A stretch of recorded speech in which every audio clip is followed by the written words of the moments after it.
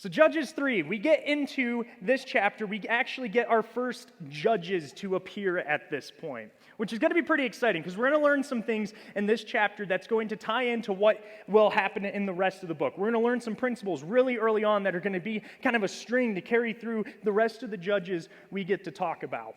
But I think the first thing we need to establish is this.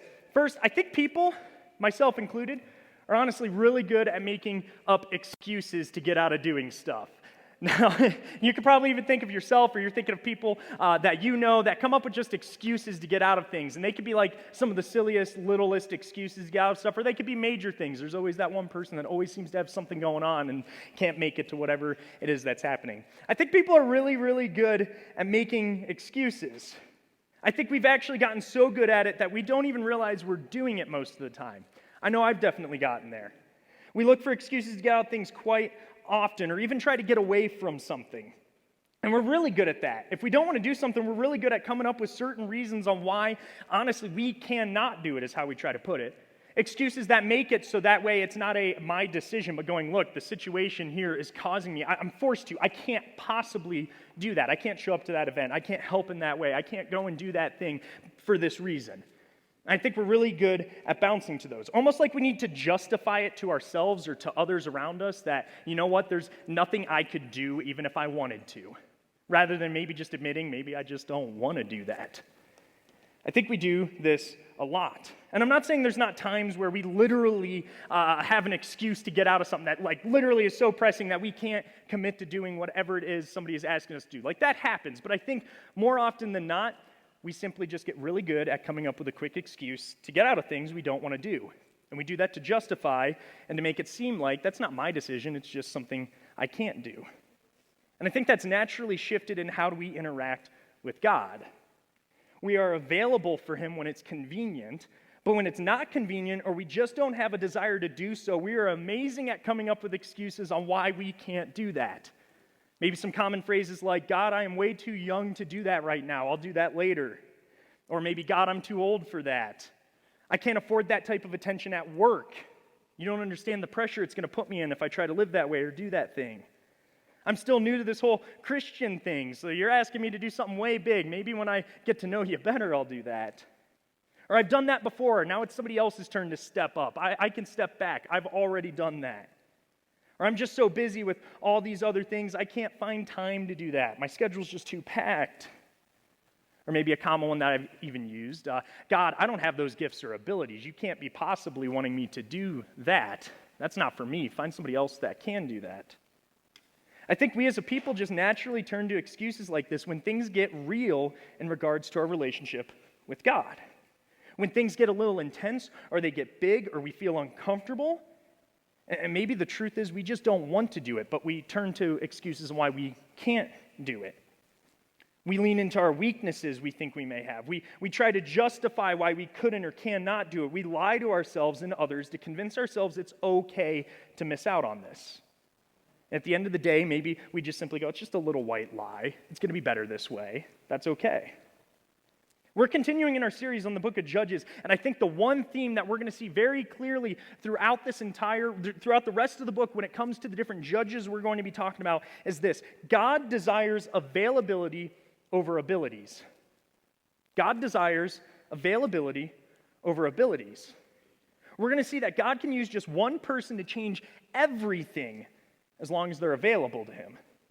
It doesn't matter who that is. It doesn't matter what they can or cannot do. God just desires for them to be willing to serve Him, available to serve Him, and go where He calls them to go. So let's go ahead and start digging into this here. We start off in Judges chapter 3. If I can even find it here. Judges chapter 3, verse 7.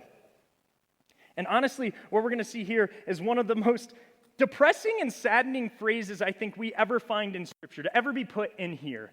And sadly, it's going to be something that'll be reoccurring throughout this book. But check this out in verse 7. And the people of Israel did what was evil in the sight of the Lord.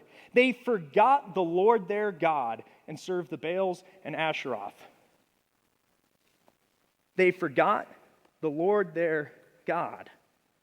There's just something in this verse that is just heartbreaking. God's people, the ones he rescued from slavery in Egypt, who parted the seas for them, who brought them into the promised land, who did all of these miracles, who provided food from them that would just appear. Like the God who did all this, his people are forgetting him. And they do what is evil in his sight. They move away from him. And what is worse is they continue this habit. This isn't the only time we see this come up in the book of Judges. We're going to see this time and time again, that they continually do what is evil in the sight of the Lord. Things may seem like they're getting back on track, like they're serving God, that they're getting back to where they're supposed to be, and suddenly they forget about him and they go back to their old ways, their old habits. But what we will discover is God can use just one person to make a difference, to turn that whole trend around. And I think that's the first thing that we need to learn here is this. Sin is sticky. And here's what I mean by that. Sin, especially when it's communal, when it's part of a community, when it's involving relationships with people we have around us, is something that is tough to break away from. Israel is experiencing a lot of this. And they kind of brought this upon themselves, though. This isn't just something that happened to come up and they fell into it. Dave talked about how in the opening parts of Judges in the last few weeks, one of the biggest major mistakes that Israel did is they compromised on a lot of their values they had. They compromised on the relationship with God. They compromised on the things that God called them to do. We read about how God, when he brings them into the promised land, he commands the Israelites to go in and wipe out all the people living there. Every single one. God mentions how evil and vile and far from him these people are, and they need to go wipe them out because it's the only chance they will have of remaining in God's good faith and going and following God where he wants them to go, is they need to wipe this group of people out. That there is no hope for these people anymore. God knew that these people had made up their minds and there was no way to keep them from doing what they decided to do. And he wanted his people to have nothing to do with them. But Israel thought they knew better, and they compromised. God gave them a direct command, and Israel kind of went, we'll meet you halfway, God. We'll go in and we'll wipe out a large chunk, but you know what? We're not going to wipe them all out. And so they intermarried, and they kept some of the cultural norms, and they didn't wipe them out, and in return, they took on some of those same characteristics from the nations, from the countries that God told them to wipe out. They now start to look more and more like them. Israel tried doing the bare minimum of what they had to do, what they were required to do to try and get by. Kind of like me in high school. I'm just going to get by the bare minimum, right? But they're about to reap what they sow here. Justice is about to come. And I think the first thing, when we're trying to understand the stickiness of sin, kind of the idea of trying to separate, how hard it is to separate from that, is that your actions do not simply affect you. I wish that wasn't true. I wish my actions and my decisions could simply just come back and haunt me then at the end of the day and just be my own thing. And that way, if I mess up, cool, then yeah, I brought myself into it. That's fine. I can get myself out of it. That's where it's at. But that's not what we see happen in life. It's not what we see happen in Israel. Their actions affected the community at whole. When there's people that aren't willing to stand up and try and separate themselves from sin, it brings the whole community back into this situation. Israel is the perfect example of this. A whole society that keeps turning away from God. No one is willing to stand up and call it out. And God rightly allows for the results to take place. It's kind of like he's saying, fine, I'm going to go and strengthen your enemies. And they're going to come in and they're going to take you over. And you're going to see what a life separated from me is like. A life in sin, what that is like. You're going to experience that. And it's not going to be comfortable. Check this out. Judges 3 verse 8. Therefore, the anger of the Lord was kindled against Israel, and he sold them into the hand of Cushan-Rishathaim, king of Mesopotamia. Funny thing with Old Testament names, if you're trying to say them, just say them with enough confidence and people just believe, like, yeah, that's how it sounds. So we'll go with that. So, and the people of Israel served Cushan-Rishathaim 8 years. Israel had become so lazy. They let their guard down. They simply just allowed themselves to drift away from God. No one was willing to stand up and call people back to God, to remind them of who God was. They allowed themselves to forget the Lord their God and to do what was evil in his sight. Not one person, it seems like, was able to try and call people back to him during this time. And 8 years go by. and they're facing this judgment and persecution, and they don't even get a say in their own culture, in their own country now. There is somebody else ruling over them. And so they finally start crying out for God after 8 years of this. God, help us. We need rescued. We're hurting. And God finds a man willing to stand up and serve him. The man's name is Othniel, our first judge. And then we get this verse here in verse 10. The Spirit of the Lord was upon him, and he judged Israel. He went out to war, and the Lord gave Cushan-Rishathaim, king of Mesopotamia, into his hand, and his hand prevailed over Cushan-Rishathaim. We don't get a lot of info on Othniel. Really, the only kind of bit of detail we get is he's Caleb's brother. But what we will find out later in this book is that these judges God raises up are people available and willing to serve God, however and no matter what their own personal abilities or situation is. God uses Othniel to lead Israel in an overthrow of their oppressors, and Israel is victorious. And they find peace for 40 years. For 40 years, things are good. Israel seems to get it. They've turned back to God. They've remembered him. They're learning from him. They're trying to serve him. They're trying to follow him. All because Othniel was able to stand up and follow God's commands. He was available. But after 40 years, Othniel dies, and Israel seems to not really learn their lesson here. Judges 13, verse 12, just the first part of this, we get this all too familiar verse. And the people of Israel again did what was evil in the sight of the Lord. The minute their leader dies, they go right back to their old habits, their own lifestyles, their own compromises. Israel just keeps turning back to past sins. Sin is sticky.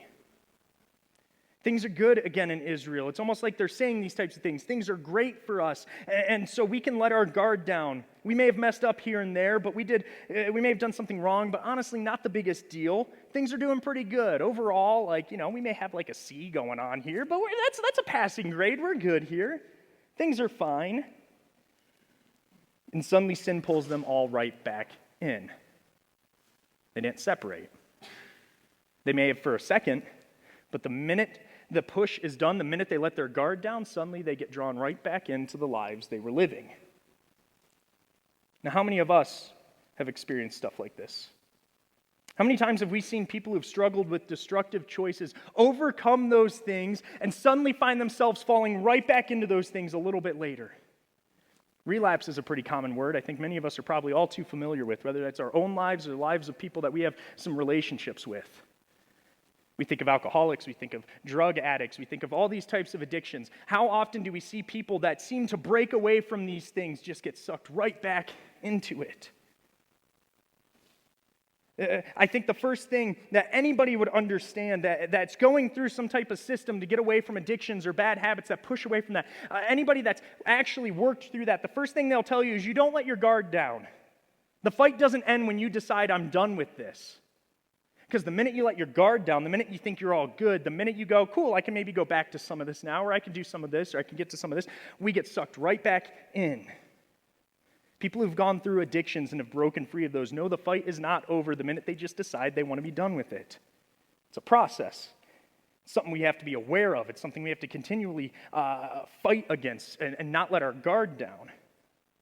Now, how common is this to even happen with other struggles we have, even the little ones? And yet most of us are quick to let our guard down on our struggles because we have pushed past the direct in-the-moment issues that are arising from it.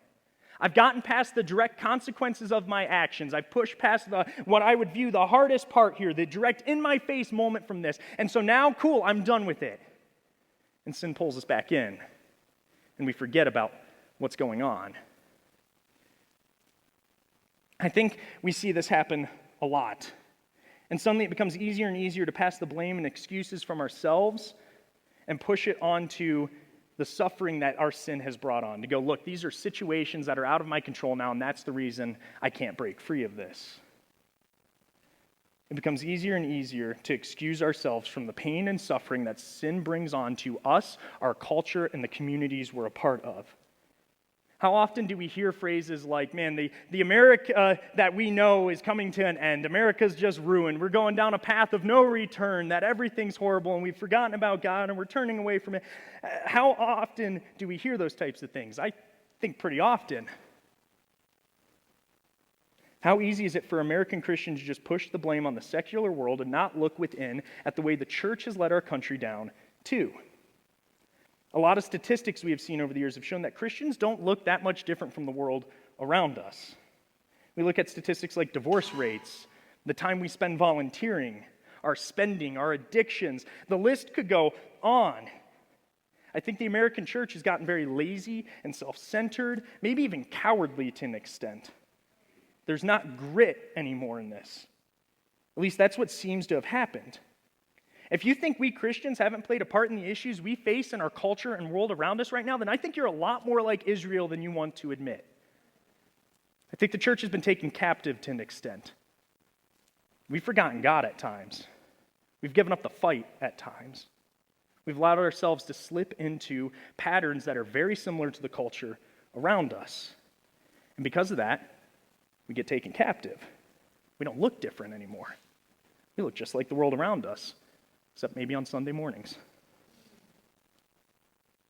Our actions have played into something bigger. We like to think we're alone in our decisions and that they only affect us. And there is this whole idea of individual sin, that somebody else can't be responsible necessarily for you choosing to sin, for you sinning or going against God. But the effects of that sin affect others.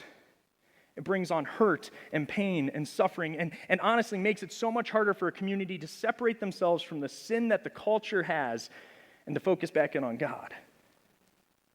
The problem is many Christians have gotten really good at excusing ourselves for being available to God. And so we slip right back into our old habits and our worldly lifestyles. It's easy to think that I'm just one person, so what I can do really won't matter in the grand scheme of things. Or, yeah, I know I'm doing something I probably shouldn't, but it's not the worst thing going on between me and God. Like, there could be worse things here. Or, we really just need some leaders to stand up and show people where to go, and then we just sit back and wait for those people to stand up and do that. We use those things to justify not standing up on truth, or as an excuse to keep our heads down and just push through whatever situation we're in. We do that to make ourselves feel comfortable by making sure we're unavailable to doing uncomfortable things. And it hurts. And it leads to problems. And in return, everybody kind of just adjusts and goes down that route too. I think the church has for a long time avoided some controversial topics, some big topics at times. Maybe not all of them, but I do have some friends that will praise their churches, some friends in ministry as well, that will praise their churches for doing a good job of staying out of some of the political and cultural conversations that are going on around us and just focusing in on Jesus. And that's how they'll post it, that's how they'll talk about it, that's their communication. And yes, it's so important, and that's at the core of who we are, is to focus in on Jesus. But here's the idea. Jesus didn't avoid cultural topics and political issues at all. By saying just focus in on Jesus is an excuse to avoid uncomfortable conversations, to avoid maybe offending people. We just kind of put our head down and we excuse ourselves, all with the idea of just going, well, I want to focus on the loving, nice side of Jesus, rather than going at what's really going on. And I think at the end of the day, it's just because that's what makes us feel more comfortable, and we don't want to make people feel uncomfortable, so we look for comfortability at all costs, so we excuse things that will bring in some uncomfortability. And next thing you know, we're being taken captive. And things will happen to get uncomfortable. We're forced into uncomfortability because we refuse to stand up and be available to what God wants us to be doing. I think that is a lot of what Israel does, too. They try to hold on to comfortability at all cost. God, you want us to do what? You want us to wipe out all those people? But we've gotten to know some of these people now. And you know what? We start families with these people, and we've taken on some of their cultural norms, and it's made things comfortable. I'm comfortable with that. I can kind of grow numb to some of this stuff. It's okay here. And God's going, you're so far off. You're just slipping further and further into sin. You don't realize it. Before you know it, I'm going to strengthen your enemies, and they're going to come and take you over, and you're going to see just how uncomfortable it is to move away from what I desire for you. See, the church held captive to an extent in our culture today because of this. The main thing we need to understand is sin is sticky, and when we let our guard down and forget that, we fall right back into what happens with the Israelites. The body of Christ suffers. So God again allows for Israel to be conquered, this time by a man named Eglon. Oh boy, this is one of my favorite accounts, guys. If you're not familiar with this, get ready, because we get to say some fun stuff here too. Eglon, he's the king of the Moabs, and he creates a coalition of nations around Israel to kind of team up and invade Israel. And they invade, and they take over the city of Palms, is what we read in Judges. The city of Palms is actually another name for the city of Jericho. Familiar with the account of the city of Jericho, and walls come tumbling, all that? That's what the city of Palms is. Jericho is a strong fortress city. Like, this is a tough city to take. And if a nation can take that and build up their own defenses, it's going to be very, very, very, very tough for them to lose control of that area. It's a very big fortressy spot. Like, it's a very good place for a military to hold up. So they take over the city. They take over Israel. Eglon takes up rule in Jericho. And this time, Israel is under rule by them for 18 years. And this is where things get taken up a notch. This isn't the same ruler that ruled over them last time. Eglon was a much more brutal ruler. Rape and violence were his specialty. And then we get this in verse 15. Then the people of Israel cried out to the Lord, and the Lord raised up for them a deliverer, Ehud, the son of Gera, the Benjamite, a left-handed man. The people of Israel sent tribute by him to Eglon, the king of Moab. Israel, again, understands the situation they're in. Reality has forced itself upon them. They've gotten slapped in the face pretty good, and they realize the danger they're in, that they are suffering and they are hurting and they need rescued. And so they cry out to God. And God finds a man who's willing to stand up and serve him, Ehud. Now, we don't really get a bunch more info on Ehud. We do get a bit more than Othniel, but the information we do get is pretty key. It's some pretty big points of information that we find here. We find that he comes from the tribe of Benjamin, and he's a left-handed man. And actually, as I was doing research over some of this, something that I never noticed before is actually what we translate from the Hebrew here into left-handed. A more direct translation of this is he was bound up by the right hand. That he was more bound up, not that he just used his left hand. And what most scholars believe that means is he was crippled. He had no use of his right hand. So it wasn't like, he's just left-handed. He couldn't use his right hand, so he was left-handed. His right hand was crippled. Kind of like today for more people to be like, right, how many people do we have out there that are left-handed? Like, you're a left-handed person. Yeah, there we go. Okay. See, I feel like I can relate to you guys a little bit. I'm not like ambidextrous or anything, but there's like certain things I do left-handed and certain things I do right-handed. Like most sports and everything, I'm right-handed, but when it comes to like writing and eating, I'm left-handed. I don't get it. But those left-handed people, some of the struggles of this being in a right-handed world. Like writing down on paper with like a pencil and stuff, you get the like, pencil mark on your hand. It's horrible. Spiral journals are just the worst things on the planet. Okay, I hate those things. Okay, it just leaves those marks all across my hand. Not a fan. And the world that we're talking about here in Judges, in the time and space, kind of the same idea, but even just taken to a bigger scale. Like if you were a left-handed person, you were seen as probably a much weaker person. Especially when it came to fighting, especially when it came to that stuff. It's a right-handed world. And not only do we have Ehud, who's a left-handed man, he's crippled in his right hand. This is somebody who would have been seen as very weak from the world around him. Not only a left-handed man, he has no use of his right hand. He's not strong. He can't probably fight all that well. He's different. Like, that's how the world would have seen him here. And so we get that little note. We also get the other thing of how Ehud comes from the tribe of Benjamin.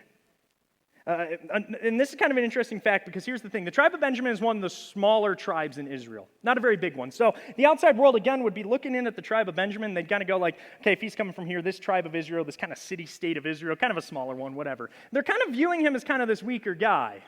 Smaller group of people, smaller home, only can use his left hand, his right hand's crippled. None of this is here.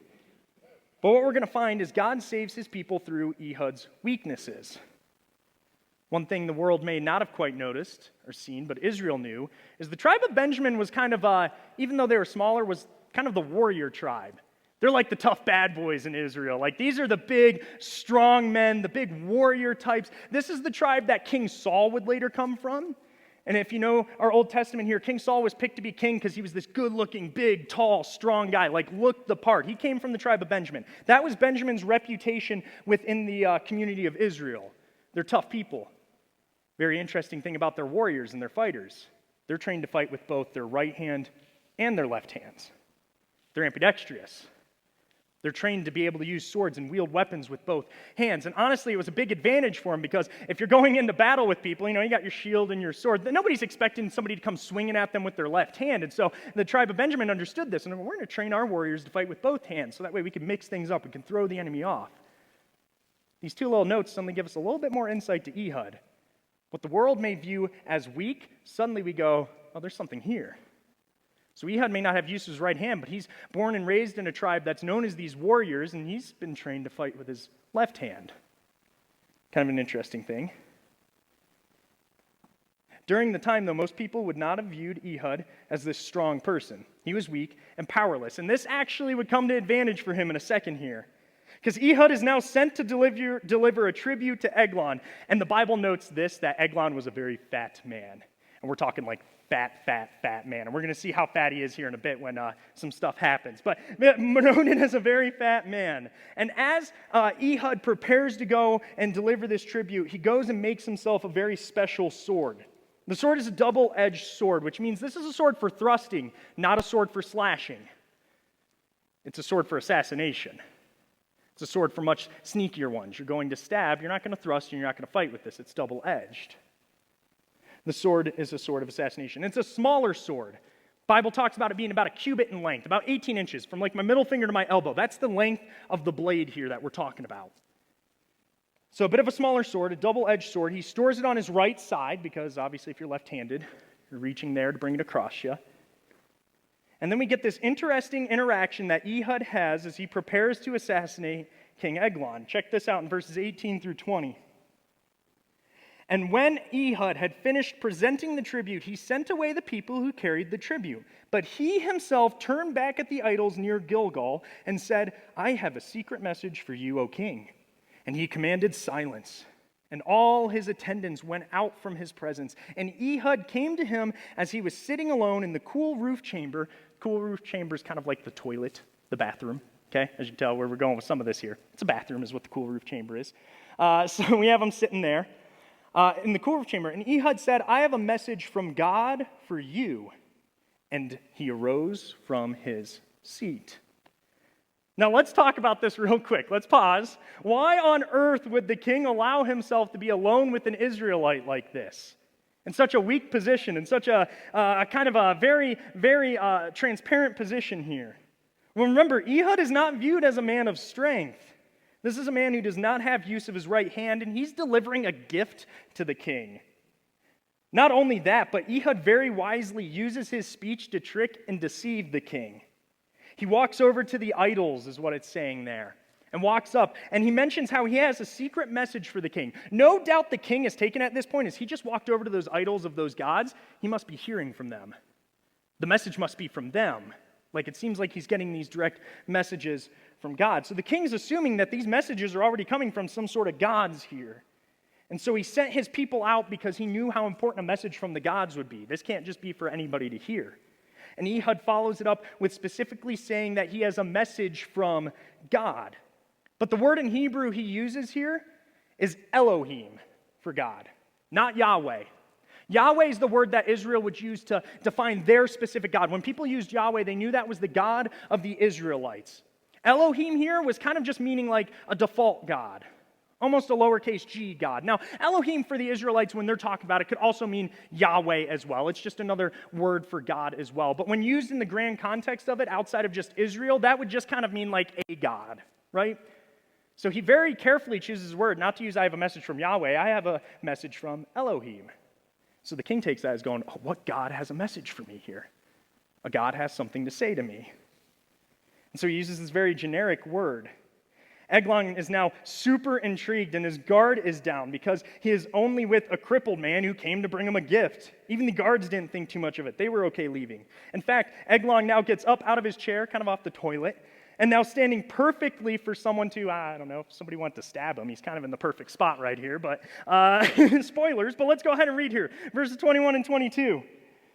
And Ehud reached with his left hand, took the sword from his right hand, and thrust it into his belly, right thigh, sorry, took the sword from his right thigh and thrust it into his belly. And the hilt also went in after the blade, and the fat closed over the blade, for he did not pull the sword out of his belly, and the dung came out. I said, this is one of my favorites. I get to say poop from up here, guys. Like, that's great. Sorry, I work with junior hires. Okay, it's my favorite. So, but think about that. Like, this man's a fat man. This sword being a cubit in length, and then we're talking the hilt. Like, he stabs the guy, and it's like deep enough to where it like gets sucked into the dude, and he can't even get the sword out. He's like, I'm done. Like, oof. And it kills the guy, and the dude poops himself, and just showing signs he's dead. Like, this king is not going to live through this. This is a pretty big wound here going on. Now, you may be thinking, Fox, why are we highlighting this part? Well, for one, I think it's kind of funny. Okay, I'll just throw that out there. It's a pretty funny detail here. But even though it's kind of funny and somewhat explicit detail, it actually serves a very important detail for this account. And we'll get to that in a second. But first, some may like to argue that this type of account, this type of moment, doesn't show a loving and gracious God. This shows like an evil God. I mean, God's commanding this man to go and assassinate someone. Doesn't that just sound horrible? And people may say, how could God want and set up and encourage an assassination? And I think, honestly, maybe that's a fair question to ask. Like, that seems kind of brutal. That seems a little tough. That doesn't sound like a loving God on the outside. But check this out. In the book of Ezekiel chapter 18, verses 23 through 24, we get this. Have I any pleasure in the death of the wicked, declares the Lord, and not rather that he should turn from his way and live. But when a righteous person turns away from his righteousness and does injustice and does the same abominations that a wicked person does, shall he live? None of the righteous deeds that he has done shall be remembered. For the treachery of which he is guilty and the sin he has committed, for them he shall die. God does not take pleasure in these types of moments. But God is a God of justice. He desires people to turn from their ways and run to him, but when they don't, there will be justice. And this is the example for us to understand too. We shouldn't take pleasure in the destruction of people no matter how evil and wicked they are, but we can understand that we serve a God who values justice. And just like that, we can value justice. Eglon was brought to justice. God had enough of him lording over his people. And now Ehud has to escape. And he actually does this with relative ease. He locks the doors and sneaks out. And then we get this in Judges 3, 24 and 25. When he had gone, the servants came, and when they saw that the doors of the roof chamber were locked, they thought, surely he is relieving himself in the closet of the cool chamber. And they waited till they were embarrassed. But when he still did not open the doors of the roof chamber, they took the key and opened it, and there lay their Lord dead on the floor. These guards thought he was going to the bathroom. That's what was kind of going on here. I mean, he's this big dude. The door's locked. I'm sure there's a smell coming through that type of stuff. And why wouldn't there be with the events that just transpired? So why wouldn't the guards assume he's just using the bathroom? I'm just saying, after working 4 years at Chick-fil-A and having to deal with bodily fluid spills quite a bit, I'm with the guards on that one. If I'm smelling something from the bathroom, I'm going, I am going to wait an embarrassing large amount of time to hopefully get out of that. I do not want to figure out what's going on in there. I'll dish it off to the next guy when my shift's off, and we'll call it good. Like, I'm trying to do that. That's kind of what these guards are doing, and it gives Ehud the time to escape, because the guards are like, dude, he's been in the bathroom a while. You want to go in? No, I'm not going in there. Like, forget that. Like, let him do his business. Like, that's what's happening here. Ehud then escapes, and he rallies the troops, and they charge back in, and they take the city from the very confused and distraught Moabites. Pardon me. So they take back the city, and Israel would subdue Moab that day. They come back in and wipe them all out. They take them back over. They kick them out of there, all because of this small moment. And then Israel would find peace for 80 years. The most fascinating thing we get here is Ehud, who the world would maybe view as weak and powerless, unable to use his right hand. That represents power, and yet God saves his people through Ehud's weakness. This is the common theme we will see throughout this book. Well, even the whole Bible. God shows most through our weaknesses. And this is so countercultural. This is so much the opposite of our natural instincts. Most of us think that to succeed through the right hand of power and might is the only way we should do things. That through our own abilities and strengths, that's how we overcome things, that's how we gain in the world, that's how we move up in the world. And yes, there are some gifts that maybe God has given us, some strengths that we have that can help, but God shines most when he works through human weakness. We love our excuses on why we can't do things and why we shouldn't do things. And a lot of those excuses come from focusing on what makes us weak. Things that we think invalidate us from the work that God desires for us. Yet God shows us consistently how far off that thinking is. God works through the things the world views as weak. Check this out in the New Testament, 1 Corinthians chapter 1. 1 Corinthians 1. Verses 27 through 29. But God chose what is foolish in the world to shame the wise. God chose what is weak in the world to shame the strong. God chose what is low and despised in the world, even things that are not, to bring to nothing things that are, so that no human being may boast in the presence of God. God makes it clear that he does not do his best work through the right hand of power, but rather through our weaknesses. God tells us to depend on him and allow him to use our weaknesses to show the world that someone much greater is at work. One author put it this way: if dependence is the objective, then weakness is the advantage. And I love that. If dependence is the objective, then weakness is the advantage. God wants us to be dependent on him because without him, we simply keep destroying ourselves. We simply keep turning back to the way we used to live, the things that are destructive, the things that bring more uncomfortability and pain, and all of these types of things. God wants us to fully depend on him, and our weaknesses force us to rely on God. An even better example of this truth is in Jesus. Philippians chapter 2. Philippians chapter 2.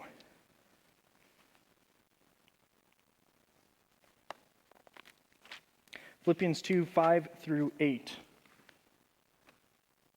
Have this mind among yourselves, which is yours in Christ Jesus, who, though he was in the form of God, did not count equality with God to be a thing to be grasped, but emptied himself by taking the form of a servant, being born in the likeness of men. And being found in human form, he humbled himself by becoming obedient to the point of death, even on the cross. Jesus is the ultimate proof that earthly might and power is not how God seeks to save his people. Yet God uses his might and power at points to correct or to redirect. But when it comes to the eternal, the big moments, God seeks to do something different. And Jesus is the perfect example of that. Jesus didn't have to do what he did, yet he did. Jesus took on our flesh, was born a normal, regular person with a regular family. He breathed our air, experienced our world, God in human form. He died a horrible death on the cross, and yet it was through this God's love and power shined most bright. True power is not in what abilities and strengths we hold. True power comes when we're ready and able to fully rely on God. When we get to the moment of, I can't handle this anymore, God, I need you. I cry out to you. We give God permission to do work through us. We see this time and time again with Israel. God lets enemies come in, take them over, put them into persecution, punishes them, and the time that he comes and rescues them is when they cry out to him, we can't do this.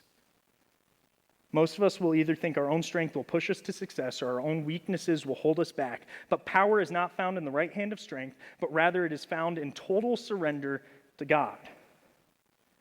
And I think a lot of us have backed away from the surrendering part. We tell God what we can do for him and what we can't do for him, and we allow that to guide us. And the church is hurting because of this. Far too many people are not willing to be available for God, but rather available to fulfill our own desires, to feel like we're doing what God wants us to do. We don't look to serve God in whatever ways he calls us to, and whatever opportunities arise. We seek to serve God in what makes us comfortable, and because of that, the church is being held captive. And sooner or later, she will cry out for God to rescue her. God can use just one person to make a difference. God can use you to make a difference.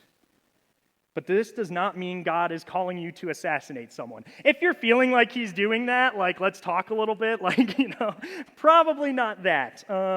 So don't go down that route. But what it does mean is always turning to him and working on living the way he desires you to, standing up to lies and distortions that the world throws out there. Not chasing after comfortability, but chasing the example Jesus set for us.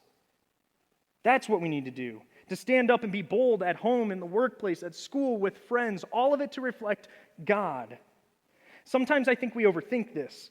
Either we work really hard to dodge God's call, and so we get so worked up on wondering what God is calling me to do that we just kind of get stuck in like an analysis paralysis, where we just kind of hold still because we're like, what if God's calling me to do this? Maybe God's calling me to do that. I don't know where he's calling me. And so we kind of just sit still and we kind of stall out. I think we get into those moments quite a bit. Other times, maybe it is just running from what he's calling us to do, avoiding it, going, that's not for me, whatever excuses we have. I really think God is simply just calling us to depend on him and not forget him. And if we can do that, I believe we naturally will walk in line with what God desires. There's suddenly so many options and opportunities that God lets us decide where we want to go and what we want to do, like a partnership. It becomes less of a, you know what, God, tell me if I need to turn left here at this stoplight or right, or maybe God's given me, all these simple things. Should I wear blue today or not? We overthink that at times when it comes to the decisions we make in life. And God's going, just simply put your trust in me, follow me, and honestly, if your heart is set on me, I'm going to let you do what you need to do. Because at the end of the day, you're serving me through that. Ehud, it doesn't sound like, ever got direct commands to build the sword the way he did, to say the things he said to him. I think he just went, God, I'm available for what you're calling me to do, and I feel like this is the call you have for me because we need to get out of this situation. And he goes and does that. And even through his weaknesses, you could see God working in that, of going, you're just putting your faith in me. I'll take care of the rest. Am I making any sense with some of this? When we truly rely on God, when you surrender to him, suddenly decisions you have to make become way less stressful. I know when I was getting ready to move back to Colorado from school, and I've shared this story with some and all, I was stuck between a rock and a hard place in a way. I just signed up a few months before I got a job offer back here. Got set up to do a residency out at a church outside of St. Louis in Illinois there. And I remember I was excited for this opportunity. It's going to be great. And then a month and a half before I was supposed to leave to go do this, I get a call from Meridian Point at the time, who's our kind of partner church and all too. And they're like, hey, interested in coming and doing a residency program with us and doing that. And I remember going, oh goodness, both decisions sound good. God, just tell me what to do here. And I remember stressing. It was a week and a half where I'm I can't give an answer yet. I'm going to fast. I'm going to pray. And I'm stressing out. I'm losing sleep. What's the right decision? I don't want to make the wrong decision. God, just tell me what to do here. And after a week and a half of doing this stuff, I felt nothing. I didn't feel like there was a direction God was going, choose this or pick this. And I think it was in that moment, what I realized was God was just going, hey, if your heart is totally set on me, if you're trusting in me, you can make that decision. That's fine. I can use you in any of those situations. You could serve me anywhere. Stop stressing out so much about where to go and just go. And suddenly the decision was much easier. And I got to make that. And it suddenly changed the way I view a lot of decisions I make in my life. Instead of wondering, God, what's the right or wrong decision here? I'm just trying to focus on, God, am I living the way Jesus would have me live? Because when I'm doing that, suddenly making these decisions becomes so much easier, less stressful. We have to stop thinking we can make or break God's plan. Rather, we need to focus on simply serving God each and every day and let the pieces fall where they fall. Far too many Christians do not make themselves available to what God is doing. We look for reasons to avoid or get out of the way, or we do things that so we can then turn and demand God give us something for that. God can use a single person to change everything, but we need to stop trying to avoid God or believe that we're too good to do anything we don't want to do. God desires our availability, not our abilities, because our abilities will always fall short of God's abilities. Now we have one last judge that's mentioned in this chapter, and it's going to be a quick one here, I promise. Check this out. We just get one verse in Judges. Judges chapter 3, verse 31.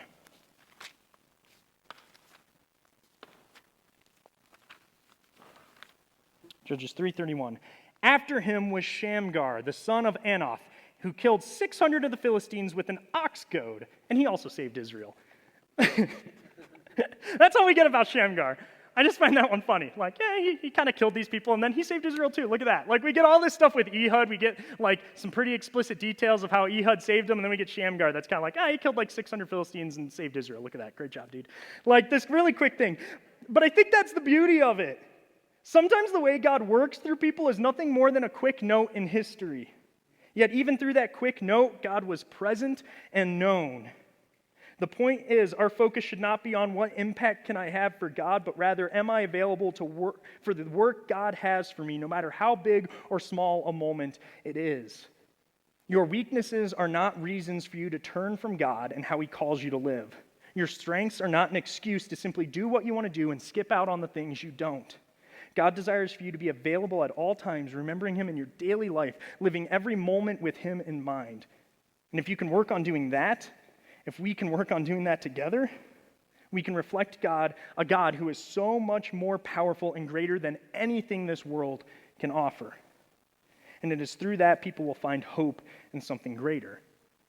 And people will find the one who has already rescued them. People will know Jesus. So let's pray.